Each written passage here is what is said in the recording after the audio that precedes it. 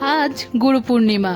আমরা প্রতি বছর টিচার্স ডে পালন করি, কিন্তু গুরু পূর্ণিমা খুব একটা কেউ পালন করে না।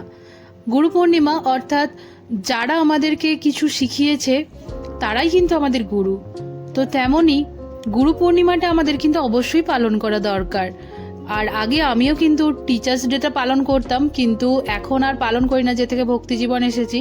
এই গুরু পূর্ণিমাটাকেই বেশি গুরুত্ব দিই। আর এই দিনই আমরা আমাদের যে শিক্ষাগুরু আছে সেই গুরুদেরকে কিছু সারপ্রাইজ দেয়া বা কিছু সামান্য কিছু কি বলবো সেবা করানোর চেষ্টা করি। ঠিক তেমনই আজ আমরা সবাই মিলে চলে এসেছি ম্যামেদের বাড়ি। আমার গানের ম্যাম, এনার কাছেই আমি গান শিখি। তো ওনার কাছে যত সবাই গান শেখে সবাই মিলে আমরা চাঁদা তুলেছি।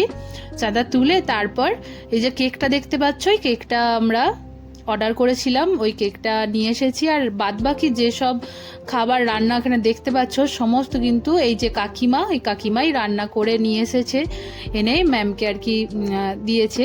আর এই ফুলের মালাটাও কিন্তু কাকিমা নিজের হাতে বানিয়েছে ম্যামের জন্য। এটা দেখে আমাদের ম্যাম তো খুব খুশি, আর ম্যামের খুশি দেখে আমরা সবাই খুশি যে আমরা ম্যামকে খুশি করতে পেরেছি। কারণ ম্যাম আমাদের জন্য কি না করে, কত সুন্দরভাবে আমাদেরকে গান শেখান। আর ম্যামের জন্য কিছু করতে পেরে আমরাও খুব খুশি হয়েছি। হরে কৃষ্ণ মহামন্ত্রের মাধ্যমে ম্যামকে কেকটা কাটতে বললাম। হ্যাঁ,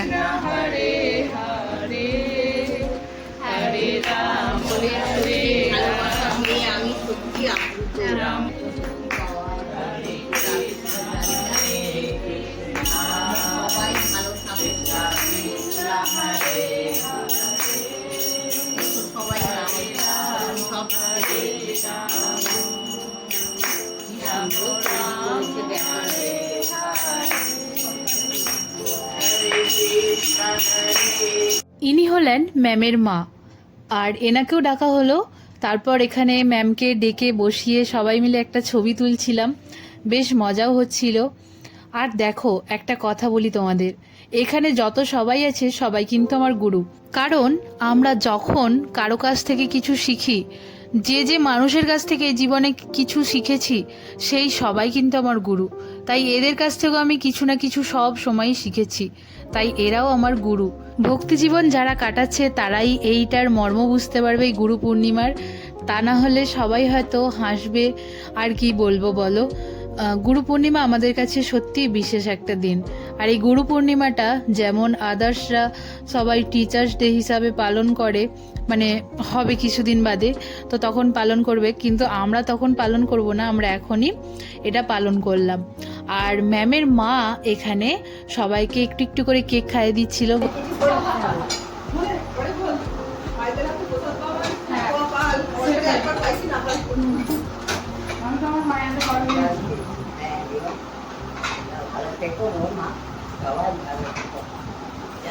গান শেখার তোমরা আসো, আমিও হরে রাম রাম রাম হরে।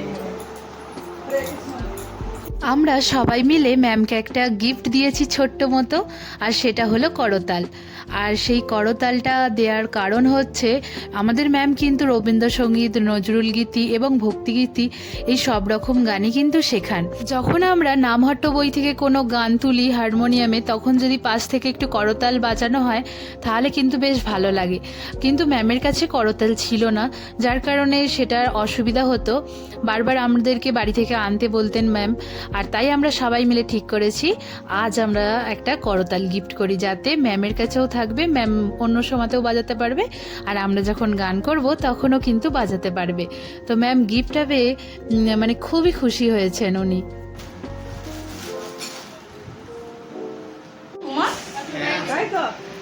একবার সবাই হরি বল বলো। অল্প করে এখানে একটু প্রসাদ পেয়ে নিচ্ছি এখন। আর সবার গান হয়েই গেছে, আমি আর কাকিমাই বাকি আছি। আমরা এখানে খাওয়া দাওয়ার পর কিছুটা গান করব, প্র্যাকটিস করে তারপর বাড়ি যাব। হরে কৃষ্ণ, হরি বল।